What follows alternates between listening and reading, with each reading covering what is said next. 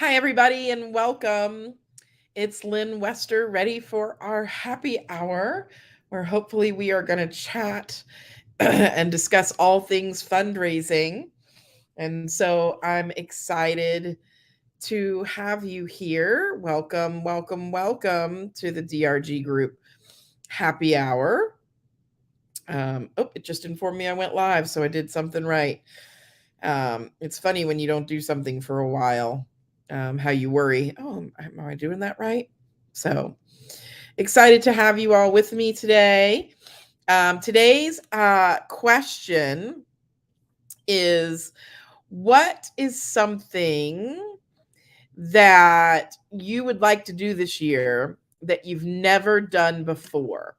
What is something, it could be work or personal, what's something you would like to do this year that you have never done before? A new experience, a new work thing, whatever it is. What's something you would like to do this year that you have never done before? Would love to hear from all of you. Hi out there to everybody. Lynn Wester here. But what is something new that you'd like to do this year that you've never done before? So would love to hear from all of you. As usual, we are talking all things fundraising. Ooh, get to the US Open. That's a great one. Especially if Serena, if this is her last US Open, might be a good time to go. Tickets might be crazy, but yeah. Keep thinking, keep thinking. As always, here to chat, fundraising, donor relations, communications, events, all of that. Start a leadership and loyalty giving society, have a baby. That's a big one. Wow, congratulations. Taking a curling class. Lindsay wants to skydive. So, okay, I have to admit, I have been watching this show on HBO Max, and it's like the Great British Bake Off, but for pottery. And so I want to throw a pot on a pottery wheel. I don't even know if I can, or I'm not artistic in any way. Oh wow, we have more pregnant ladies. Congratulations. But now that I've watched this show, I think I want to try to throw a pot. Not in the like ghost romantic way. I just think I want to throw a pot. So, yeah, it just sounds like fun. So, okay, we've got people doing September. Barbara wants to do work things. She wants to create a namespace policy and alumni memorial policy. Ashley wants to go to the Kentucky Derby. Lord, I hope you're saving for that. The Cabot Trail. Only thing I know about Cabot is cheese. You're gonna have to help me with that one. Okay, Courtney beat me to the pottery class. That's awesome. Like, I just want to, I don't know. I'm weird that way. Okay, Melanie wants to visit California. If New York City's on your bucket list, you can come to our New York City donor 3-day donor experience conference. We are so excited. I used to live in New York City. I love New York City. And we have found an amazing space thanks to our friends at Cornell in the city. And we are going to have a very limited capacity conference. So excited. I'm sure Ashley will post the details. So if you want to knock New York City off your bucket list, sorry, getting over a cough, or in the middle of a cough. Okay, you want to chop your hair off. I just chopped 8 inches off my hair. And it's okay that it's under a hijab and no one would see it. It's for you. So I just whacked 8 inches off and I feel like 20 pounds lighter. Not that that matters or anything, but it felt great the other day. I literally just did it. I'm traveling right now, so otherwise I would be like, I did it over there. Let's see. Today we had a huge announcement. At EverTrue, we acquired FundDriver. So now you should be able to do digital reporting start to finish, the financial reporting and the impact reporting all in one fail swoop. So excited about that. I like matchmaking.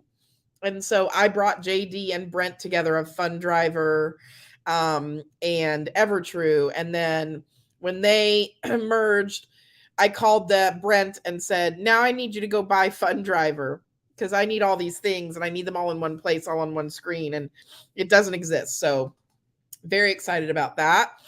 Lindsay is passing out. Congratulations. And oh, you're so kind. Thanks. I love a lob. I can rock a bob. So I'm happy. It needs some work, but it'll be fine. Anyway, yeah. So what's going on with you all in your fundraising world? What's going on? Like what's new, what's challenging? I've been away for the summer. I went to Europe for a month, 3 weeks, and then closed on a condo in Austin. It's been a whirlwind summer for me. Lots of stress, but also lots of good things. So I want to hear about your things. Let's see what else is new or newsy, or just so much is going on. I got feedback from AFP Icon, which is like the largest, most prestigious fundraising conference. And I got all fives, and I got it yesterday in an airport and got really emotional. So it's always nice to get positive feedback. We're going to be sending out our customer survey. And so we'll have that for you soon. And I hope you all saw our announcement of our associates. We landed more babies. I feel like we went through sorority recruitment for if those of you who've been watching Bama Rush Talk. But yeah, we have more people to help you. And we know a lot of people are having trouble hiring, so you can just hire us to do it. So what kind of questions? Oh, Ashley, you dirty monkey girl. I don't know where Dirty Monkey Girl came from, but I love it. You just snuck out the survey on people. You did. And so I'm so happy for you. But what kind of questions can I help you with? What's going on in your fundraising world? How can I help? Karen is planning a 150th anniversary gala. Okay. And hiring an assistant director. You are super busy. Awesome.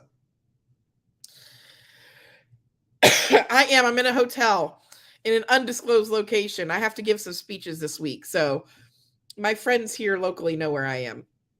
So Christina says, we're looking into a way to best train faculty and staff across all departments about fundraising.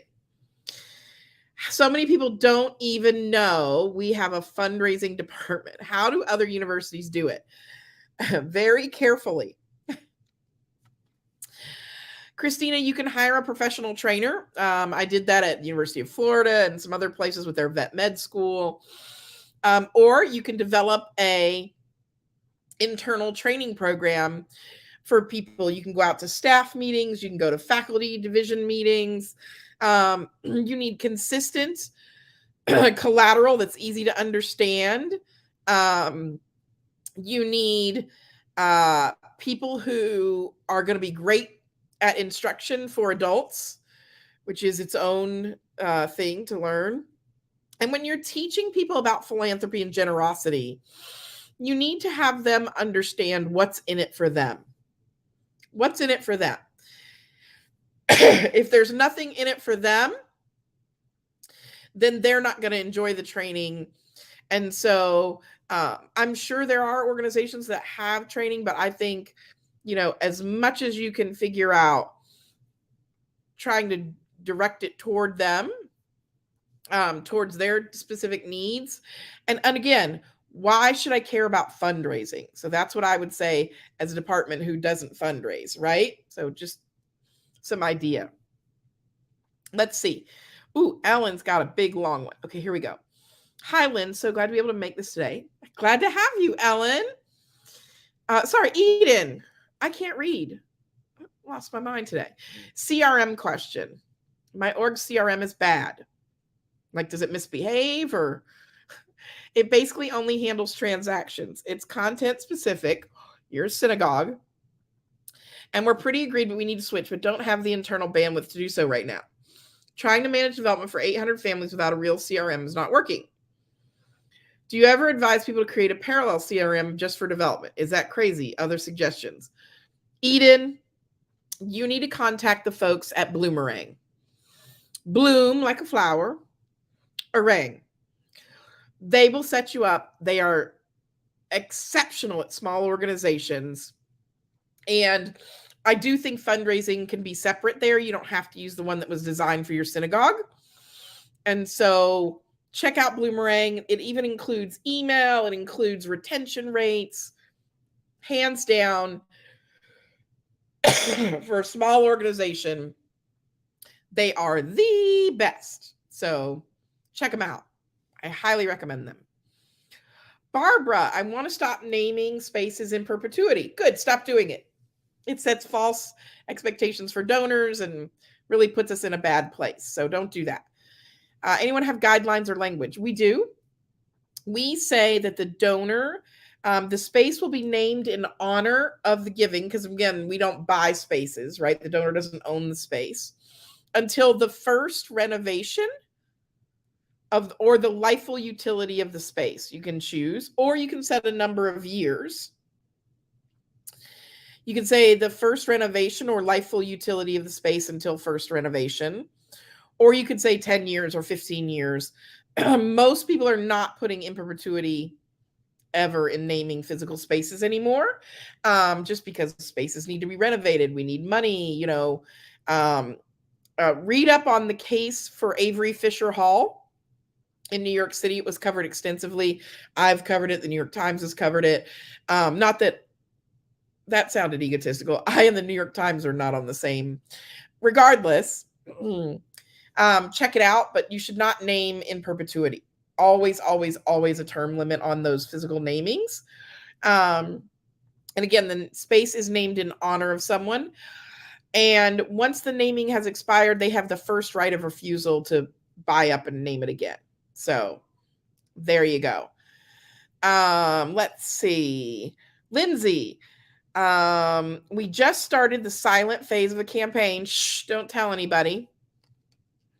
I've never worked on a campaign before, and I'm a donor relations shop of one. Yay, shop of one. Looking for some good resources to help educate me about how to recognize our big donors.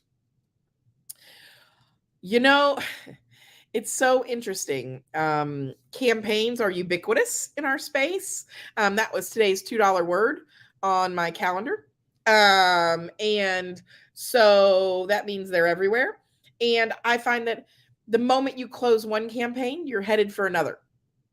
So I don't believe that you need to do anything special in terms of recognition for donors during a campaign. Instead, I think you need to, before the campaign launches, create an amazing donor experience. And recognition, remember, is just one piece of the puzzle. Far more important, and you're a shop of one, is acknowledgments and reporting before you tackle recognition. Because remember, the bigger the donor, they already get a ton of love and attention from your organization. They already have a gift officer assigned to them. They're already talking to the leadership. Think about the donors that go unsung, the unsung heroes during your campaign. But again, you want to think about acknowledgement and reporting first if you're a shop of one. Don't obsess over campaign. Campaign is just a focused amount of time to raise a certain amount of dollars. It used to mean a lot more than it does now. And remember, campaigns really aren't for donors. They're really for trustees. They're really for insiders, for your leadership. Donors don't say, oh my God, I have to give because there's a campaign. So just a little help. Have a deep breath and understand that first, Lindsay, you're always going to focus on your fundamentals. Okay. From Lindsay F to Lindsay O. Lindsay Okamoto says, one of my big jobs for fall is getting our board excited about development. And getting them involved. Separately, I have a question. Our org usually sends gratitude cards in November, and I'd like to include a stewardship update, maybe accessible via QR code. Thoughts on this? I'm going to take your board one first, and then I'll go to cards. Lindsay, that is a big job, getting your board excited about development. So I do a lot of board trainings. I talk a lot to boards. You don't need them to fundraise. You need them to support and enable your fundraising efforts to be amazing. So what I say to boards when I train them all the time is, I don't need you to ask for money. I need you to make the conditions excellent so that we can ask for money. So I need you to thank donors. So I start every board meeting by having them write 5 handwritten thank you notes to donors. I need them to connect me with people who care about the cause. So open up your Rolodex, or I guess your contacts list on your phone or your Outlook, and connect me with people. But I don't need the board to necessarily go out and raise money and things like that. They should all give. All board members should give. I don't care if it's $1. They should all give. And then I need them to give gratitude. That's 2 things I need the board to do. So I hope that's helpful for you. And then include a stewardship update via QR code. Sure, QR codes, as Matthew would say, have had the best comeback since share. I used to think that QR codes were evil, but now in pandemic times in Europe, you couldn't get food without them. So good luck to those of you who aren't using them. I think it's a great idea, but let's make sure that we're not confusing gratitude and stewardship. So in my world, there's 4 pillars of donor communications, and each piece should have one purpose. So what is the purpose of your communications piece? Figure out what the purpose. So if you're sending a November gratitude card, the purpose of that piece, is to give gratitude. If the purpose of the piece, is to give an update or to do stewardship, that's a different piece. Don't try to make every piece be everything. The reason I say that is that's like when you try to combine multiple things into one communication, it's like serving a large conference full of people food. It will never be good. Because if you have to please all those people and do all those things, it will never be that great. It's going to be conference food. So don't let your communications become conference food. Have a strategic audience, a strategic purpose, and then move forward. And an audience is not all donors. All donors is not a segment. Last year's donors, not a segment, right? Be smarter about your segmentation and your content. Build micro segments and then send it out. But be clear about what your purpose is. Your purpose can't be, I want to do everything. Then you get conference food or mediocre buffet. Either choice. Okay, I hope that helps. Rachel, Lynn, does DRG have any resources for how we can make our case to fundraisers that are promising donors interaction with their scholarship recipients? Maybe some document about why we're doing away with the forced interactions or alternative opportunities for these donors. I've been on several of your webinars about this topic, would love some sort of resource. Funny you say that, Rachel. I just spoke about this at the Big 10 development conference. The folks at Ohio State graciously offered to allow me to speak to an audience about it. And the folks at Ohio State have done some great work around this. They even have a document about why you don't want to do forced interaction. And by the way, that's how I feel about forcing students to do things, right? So if you email me at Lynn, Linne, at donorrelationsguru.com, I will send you that document from Ohio State. It's fantastic. But yeah, it's just so over it. And also, I was talking with a new client today. They were fantastic, and I just really enjoyed them so much. But here's what I'm going to say, and might rattle some people's cages. But hey, I got to be who I am. If you and your fundraising success at a university, at a nonprofit, is solely dependent on one communication, an endowment report, a letter, a note from a student saying thank you to a donor, whatever, you suck at fundraising. Let me say that again for those of you in the back. If your fundraising is contingent on having a student meet a donor, having them write a note to them, the endowment report, a thank you card. Now, provided that all those things are accurate and done well, and that is what hinges your relationship with the donor, then you don't have a relationship with a donor. I say this to fundraisers who say, well, we need to force people to do things. That's not how the world works. And when we force things, we get bad product and disappointed students and if that is what our relationship with the donor hinges on, then we don't have a relationship with donors and we suck at fundraising. Ka-ching! There's your words of wisdom for today. Lori.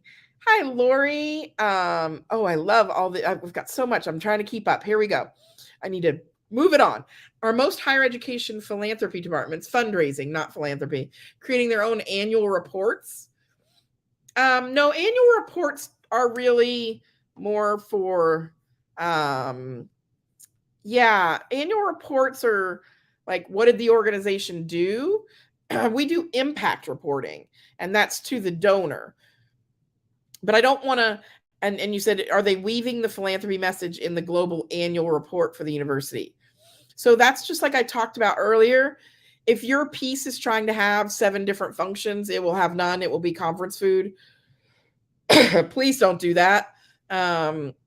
Your piece should have one purpose, and then you can repurpose it later, but one purpose, one audience. Best communications. Great question, Lori. Kimberly. Oh, here's a chunky question. The ED resigned at the end of July. Okay, what happens? Board president appointed an interim director and indicated the search will take 6 to 8 months. Yeah, 50% of the board are new and appointed in July. 25% of these are for, I feel like we're doing some sort of weird, like the train left the station at 8:13 and the other train, when will they meet? I feel like, when is the train going to crash? We had a record year, raised 225% over budget, mainly due to past executive director myself working with major donors and working with the fundraising plan. Not sure how to proceed this year with no support from the interim and board. I'm a one-person department. Ugh. Okay, Kimberly. First of all, congratulations. You did 225% of goal last year. Kudos. Have you patted yourself on the back? Have you taken a vacation? Have you celebrated? You need to do that. Second of all, go look at your money and where it came from last year. Did all that money come from your board? I bet not. I bet it came from people who care about your cause. So your plan this year is to ask them to renew their support, retain them. You don't need to go running out there trying to do acquisition right now. You're down a staff member, you've got a brand new board. So first of all, you're going to make the case to the board and to the interim director, ED, to get some training for your board, get some onboarding for them. Second of all, your sole goal this year is to retain the money you raised last year. Don't worry about going out and getting new stuff. Keep what you've got. So that's stewardship, thanking those donors, digging into why they care about your cause, right? Figuring out the science behind those gifts and loving on those donors that you already have. How do you do that?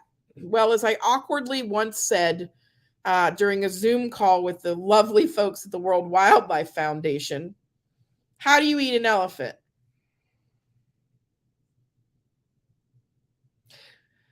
I did it.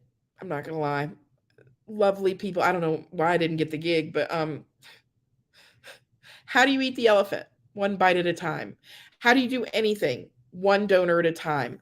It takes one donor to renew a donor, right? So get out there and ask and thank and thank and thank and thank, but ask the people that you've got.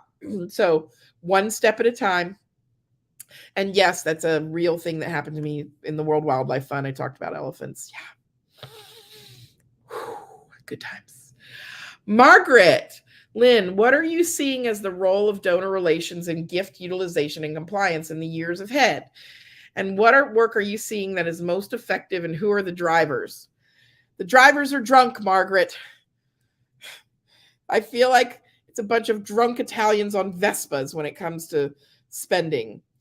I'm a little kooky today. I'm sober in a place where I shouldn't be sober. That could be part of the problem. What am I seeing? Donor relations' number one growing field is in compliance and spending money. If the money doesn't get spent, we can't report on it, and stewardship can't happen. If the money doesn't get spent, then we haven't honored our covenant with the donor when we accepted the gift. Is it stewardship and donor relations' job? I'm going to give you the German answer, and that's jein, ja, and nein. That's yes and no combined together. If it's not our job, then whose is it? If you're counting on finance to do that, it's not going to happen. So I do believe it's our role and our responsibility, because we accepted the covenant of accepting the money as an organization. It's good, juicy work. It's a great way to prove your worth. Hey, I got this money spent, and therefore we were able to steward it. What is most effective, and who's driving? Again, drunk Italians are driving, so Vespas. It's messy. No one wants to take responsibility of it. I once had a gentleman at a place where I was doing an assessment say, I'm not getting involved in that. That's a hot potato. And I was like, ooh, baked potatoes.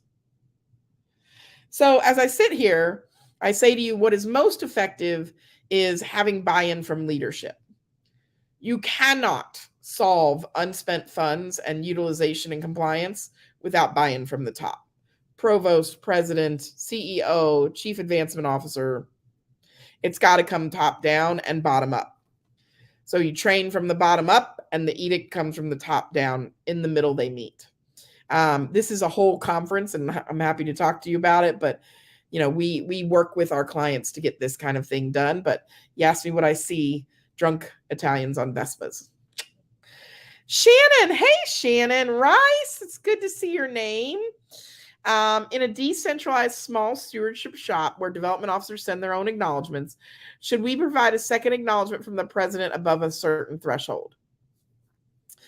Yes. So your leader, you should always have a leadership acknowledgement program in place. Your leadership should always be thanking either at a dollar amount or loyalty. It's up to you. But the president's thank you is not the second thank you. It's the first. The first and most important one. And so you need to get it out there and, right. So the receipt goes out within 24 hours, 48 hours. Then after that follows the acknowledgement. Your gift officers should be writing handwritten thank you notes, sending emails, texts, whatever the donor prefers. But there should be an official gratitude piece from the leader. So I usually start that at whatever it takes to name or endow a fund at your organization. So 50,000, 100,000. And so, yes, there should always be a leadership thank you on behalf, because depending on the gift officer and their penchant for thanking or how good they are at it, donors could have a completely inconsistent experience, which is unacceptable. Good to see you, Shannon. Lenore. Hi, Lynn. Oh, you left off my E. My mom put an E on the end of my name, I promise. Just starting to manage our monthly donor program. It's basically been left alone for years. I wondered what advice you might have for me. What are the most important things I should be focusing on for this very important group of donors? Go find Erica Wasdorp, Waasdorp. Read everything she says. Treat it as gospel. She's amazing. This is the most, other than first-time donors, recurring gifts is the most important segment if you want sustained future giving. Period. Paragraph. Donezo. If you want money in the future, you got to take care of your sustainers. So absolutely. You should also check out our behavior-based donor relations training. We cover that there. But Erica Wasdorf is the genius. Kara. Hi, Kara. Similar to Rachel's question, are there any examples of backup opportunities to use for donors seeking student thank you letters or interactions? Oh, tons. We recycle students. We use impact quotes. We could use like performances. You can use items they've done for class. Like there's all kinds of options. I don't know why or how we got hung up on this idea that the student thank you note is the end all be all when it's us that should be thanking the donor, not the student. But hey, okay, Michelle, we don't really have a plan giving stewardship program built out. As a person who's given 3 planned gifts, why not? Our development officers engage with those donors. Really? They go and visit with them multiple times a year? Every single one of them? I'd like to develop something for our plan giving donors. Idea for what to do at the time of commitment. It's not about the time of commitment. Average age of a plan giving donor in the United States is 49. I don't know what the average lifespan is in America right now. My dad keeps trying to outrun it. So he's at 86. So let's see, average life. Oh yeah, life expectancy. 78. So if I give my first planned gift at 49 and I pass away at 78, you got a lot of years of stewardship ahead of you. So you can't just do it when I sign on. And most younger people look at their planned gifts as pledges and they end up paying them off. So you need a robust planned giving program. We have webinars on that topic. There should be multiple touches each year. So yeah, just you should be building out a whole plan because planned giving is one of your donor behaviors. So that's just treat planned giving as a donor behavior. You should have a whole plan for it. Okay, Lindsay O's got me. Sandy, yeah. That's a great idea, Sandy from UCLA, always has great ideas. And that is sending them a report on what their future giving is going to do. And remember, planned giving donors, steward the women. Unfortunately, women live longer than the men. So if you're just stewarding the male, you're not cutting it, folks. You're not cutting it. Let's see. Tori. Hi, Tori. We are considering including the total tuition cost and average institutional scholarship amount in our impact reports. Why? What advice do you have about listing tuition costs and donor communications pieces? Why on earth? What is that? So our tuition's $87,000. The institutional scholarship amount is $52,000 and you only gave $5,000. Is it to make people feel bad? It's not a motivator. I don't like that. That's not good. Not good at all. Why would you do that? What? No. Like, oh, here's the gap. Like, is that oof? Look, your tuition costs are not my problem as a donor.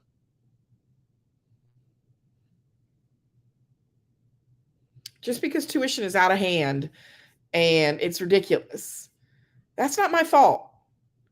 And you I would be so pissed if somebody did that on my impact report. I would be so upset. Please don't do that to your donors. What a kick in the teeth. Hey, we know you gave $100,000, but tuition's $67,000 a year, so chop chop. Like, oh no. I would love to know the motivation to why you would do that. Okay, somebody anonymous from LinkedIn. Regarding lifetime giving societies, you mean societies that worship wealth? Do universities have their donors opt into the society, or do they automatically become a member?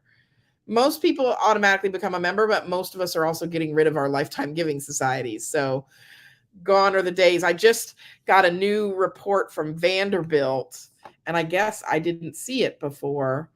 And I'll paste the link. Let me lean in here. And it talks about that new research finds that public recognition of donors can decrease charitable giving rates. That's great. And then I have also I've got some amazing resources. This is from Brown University on their anti-racism training for fundraisers. Here's a report I've been reading on loyalty. I'm just going to drop a bunch of links on there and see you guys can nerd out with me. Okay. Carrie. Hi, Carrie. We have a new CEO coming soon, hopefully, and are looking to plan a few ways to introduce donors to the new leader. Any suggestions for a regional organization making the most out of this window of time? So, when an organization gets news, positive, negative, otherwise, you must have what I would call a ripple effect chart. And so the idea here is you drop a pebble into water and there are ripples, rings, right? Your leaders, your new CEO, you should have a behavior for each ripple. So for the people on the board and the people biggest donors, that should be one-to-one outreach from that CEO on their first day, if not before they start their job. Then the next ring out, maybe it's within the first week, but one-to-one outreach. Then in the next ring out, you send out a new welcome to get to know you. The University of Maryland has just been blessed with my friend Matthew Hodge as their new AVP, or VP of fundraising. Sorry, Matthew.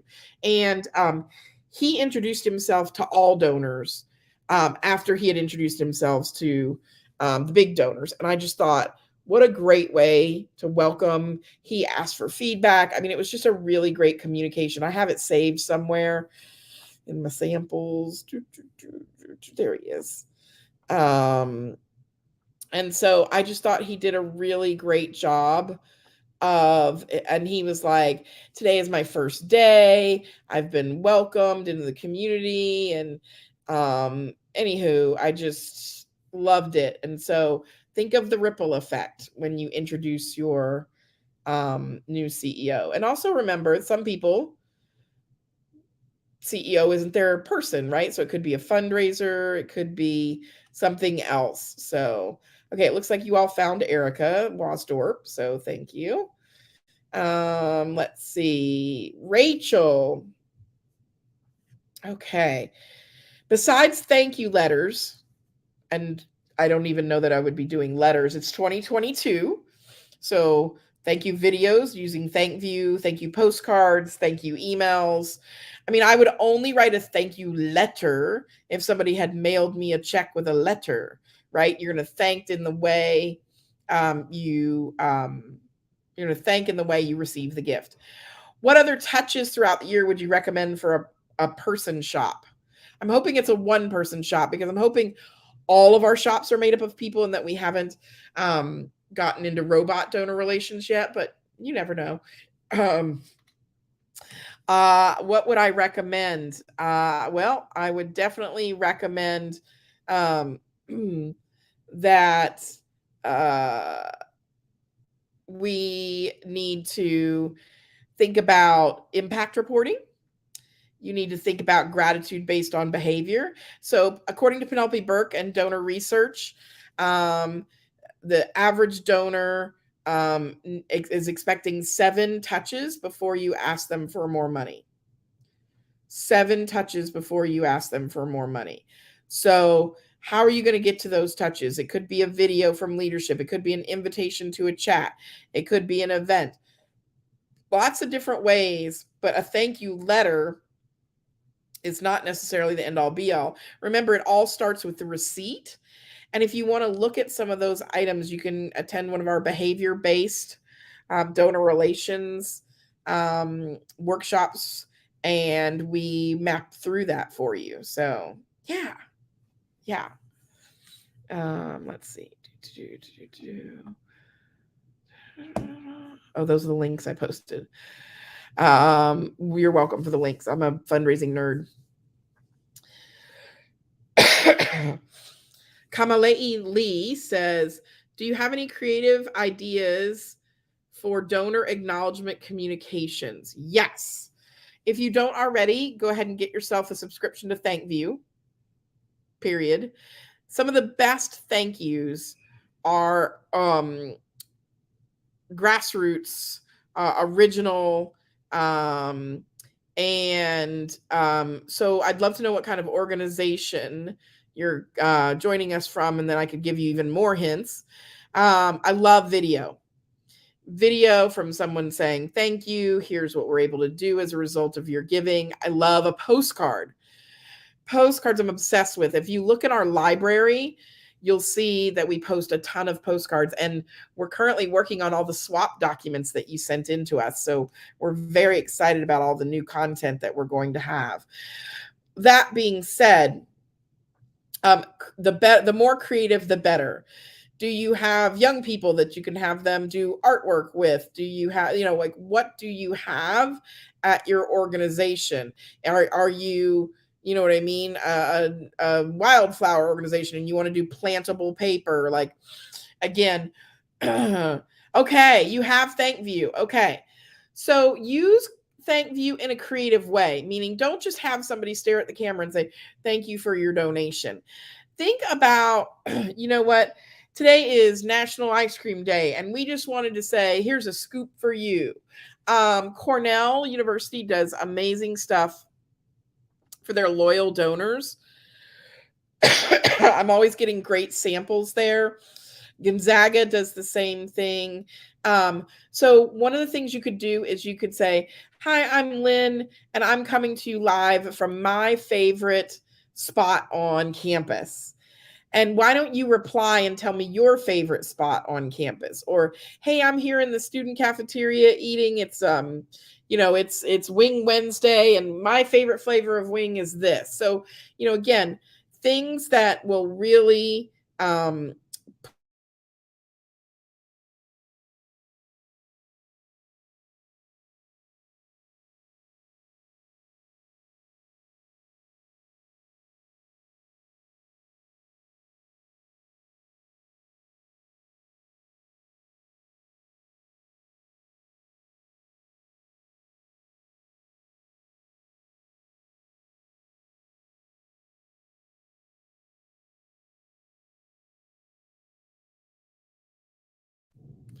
I muted myself and didn't realize it. That was fun. Videos from an art gallery, videos from a campus performance, a band practice, all kinds of places. Your favorite food, your favorite place. Get creative. Don't just stand there. The library. Show me a really cool book in the library or from the archivist. Come on. Get your juices flowing there. Yeah? That should help. Lori, how do you get rid of a lifetime giving society? You very carefully. What type of communications to existing members? Lori, you sunset that thing. You take it out back and you put it down in a peaceful place. And what I mean by that is you let it die. Unfortunately, giving societies aren't effective, and you don't need to notify everybody, the Queen of England, and 20,000 people that you're getting rid of your giving society. Most people don't know and don't care. So we do not issue large communications. Dun, dun, dun! We're getting rid of the 1812 society and its 17 levels of purgatory that nobody cared about, and we're not going to be issuing lapel pins anymore. You just let it go away, and the next time somebody asks you about it, you say, you know what, all of our donors are special to us, not just Giving Society donors. And so you'll find that there'll be new communications and new ways to interact and to engage with your donation, but that our Giving Society isn't going to be the sole thing. So yeah, you just let it go, let it go, let it go, let it go. So, okay. Dan. Hi, Dan. Hi, Lynn. Any thoughts about ways for making impact reporting a year-round thing rather than a once-a-year renamed annual report? So, Dan, when I survey donors, I do it a lot. I love surveying donors. They say that from their favorite charity, like the one that they like the most, they want to hear from them about quarterly. And so what I find there is, instead of, once a year, I do quarterly reporting to them. So maybe you can find, right, like a quarterly report. So a touch every quarter, that would be really good for you to have. So again, that's something that I would do. And that way it's ongoing, it's evergreen, your content doesn't get stale, right? So something used like that would be really, really good. I'm trying to find the GG&A, Grenzbach and Gleer did an entire research study on why giving societies are not effective, so you can find it there. I just posted the research finding public recognition decreases charitable giving rates. Penelope Burke has said there's no evidence for giving societies and whether they don't work or not. Let's see. I've got another document here. I've got so much research on this. And also show me the research that proves that giving societies work. Somebody's going to need to do that. Here you go. Here's some more research. Bam. I just loaded you up. Okay. Hi again. Do you have any thoughts on who a thank you should come from? Whoever. Many times the general thought is for the ED or senior leadership. No. Wah, wah, wah, wah, wah, wah, wah. That reminds me of the Peanuts. Like, sometimes they don't have the gift of gab. Whoever is most natural on video, whoever can deliver the best thank you, that's who does it, folks. That's who does it. Do not have some like stiff, unfeeling, you know what I mean? Like horrible person. Don't have, it doesn't have to be leadership. It could be a recipient. The best thank you is from the person who received the gift, in terms of like a program manager. It could be anybody. Yeah. It doesn't matter. Somebody saying thank you is somebody saying thank you, but you don't have to wait and have it be some head honcho or fancy person at your organization. Lenore says, we've started quarterly impact reporting in 2021. It's been so well received. Yep. It used thank you for your last one with a lovely video. Love it. I mean, I get these great quarterly impact reports from the Monterey Bay Aquarium, and my last one came from an otter named Ruby. I mean, how cool is that? Like, I got an email from a sea creature. That's pretty darn awesome. So do that. Do more of that. Again, y'all, how are you going to get your communications to stand out in the crowd? You're not going to do it by having the same boring old speech from leadership. It's not going to happen. Diversify, make it fun, get some funky music. Like, this is video. What are the videos you most likely watch? Do you watch stiff executives like, today I'm not watching that. I am watching funny crap on Reels because I'm not getting on TikTok. I'm not doing it. I came close this week with Alabama Rush, but I didn't do it. I just watched Reels. Right? Involve animals and kids and funny things, right? Adults want to be entertained. So entertain me when you're giving my gratitude. All right, we've got about 10 minutes left. Whew, that was rapid fire for a minute there. Y'all made me sweat. Well, that and it's hot. What other questions? What other things can I help you with? Okay, Jen Rothenbuehler says, what do you suggest for religious organizations and thank yous? I suggest that religious organizations should do thank yous. I'm not sure your question. I worked at a Jewish Orthodox institution for a while. What do you mean? What do I suggest for religious organizations and thank yous? I mean, they should do them, not because God wants them to, but because your mother does, right? It's a nice thing to do. I'm being tongue in cheek here. What do you mean? Do you include scripture? What's different about that? I don't know. I mean, I think thanking is a pretty holy thing in itself. And I'm not being sarcastic. I guess I need some more specifics so I can help. Oh, to make things so well, religion is funny in itself, right? I mean, there's nothing more humorous than, the Pope and somebody walking to, oh, sorry. Well, just because you're a religious organization doesn't mean that everything has to be so serious all the time, right? All the religions I know laugh. All the religions I know tell jokes. I mean, why not liven it up? I mean, I think we put a lot of thought in places where we need to put a lot of creativity, right? Sorry, Lori. I know, Lynn Wester Comedy Hour, right? I think, just because it's religious doesn't mean it can't be funny. So it could be entertaining.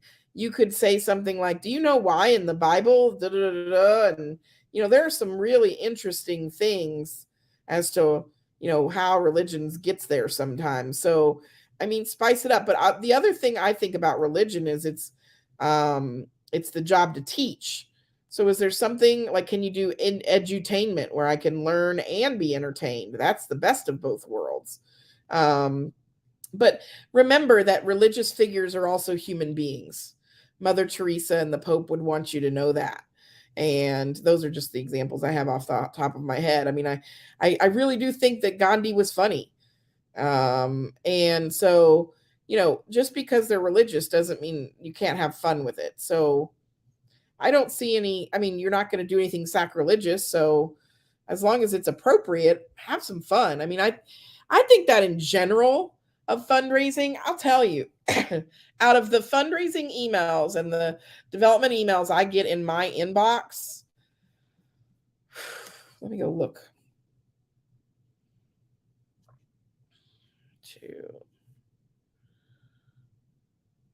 Out of the last 20, 2 of them were entertaining or different.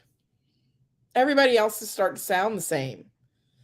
What makes you different and unique? Your brand, your voice, how you speak to people. And just because a donor gives a lot of money doesn't mean they're super fancy. Remember that. Donors put on, their pants or dresses the same way we do, awkwardly and uncomfortably now that we have to because of COVID, So just saying. Yeah. So we started today by asking the question, what's something that you want to do? Oh, here, Barbara, I didn't answer your question. I'm so sorry. Any creative solutions, not trees, benches, or rocks, for alumni who want to create memorials for their deceased classmates? Great. So I believe that every college or school, university should have a alumni memorial scholarship fund, not by donor, not by a generic scholarship fund where we can honor those who have gone on somewhere else. Do not put art on the walls. Do not put benches or trees out there. Do not put a fountain and a circle and all that stuff. None of that. Your purpose as an institution at Skidmore is to educate students. If that is your highest purpose and your highest need, why are we not saying that to our donors? Our purpose and need is scholarship money. And until every student can go here need blind and out of 100% of their need, we're always going to need a memorial scholarship fund. And we are so grateful for that. And that's the best way you can honor someone's memory, is to make sure that it lives on past them. I can't guarantee a tree is going to live forever. Somebody's going to break a bench. Like, the art is probably ugly. Like, don't do that. We need scholarship money. We have a general scholarship fund, a single scholarship fund for all the memorial gifts. That is how we're going to do it. Maybe in our alumni magazine, we'll list out, not the donors, but the people that we memorialize this year, like they do at the Oscars. But stop with all this stuff, because you don't know what the master plan of the college is. You don't know when the bench is going to get torn down. The damn tree is going to die in the winter.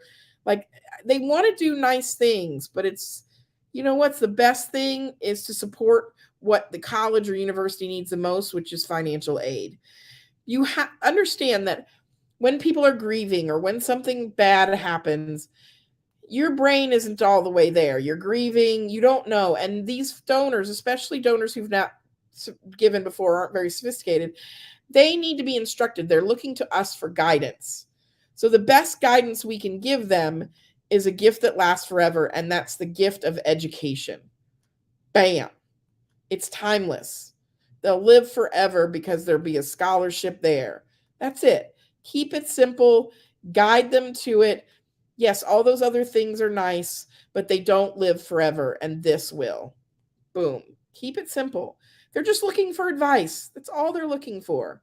You don't need to get creative. Just keep it simple. That was a great question. Sorry I skipped it earlier. I blame all the links I posted. We are going to go back to doing these monthly, right, Ashley? I think monthly. Our question at the beginning of the day was, what's something that you're going to do for the first time ever this year? Think about that for your workplace. Donor Relations Guru Group is coming to New York City in November. We are also planning all of our 2023 conferences. And here's the sneak peek into some of those locations. Atlanta, Chicago, and we're going to do a Chicago live stream like we did last year. Seattle, Toronto, we're going to go hang out with our Canadian friends because I love them so much. Boston. But right now, the rest of 2022, we're only going to New York City. And boy, is that going to be a special, special event. Other than that, we need your help with our survey. And we will be back. I will be back on in September. I just took a little break in the summer so that I could have a life. And I wish you all well. As always, you can email us at info@donorrelationsguru.com. We have associates. We have staff members. We are here to help you.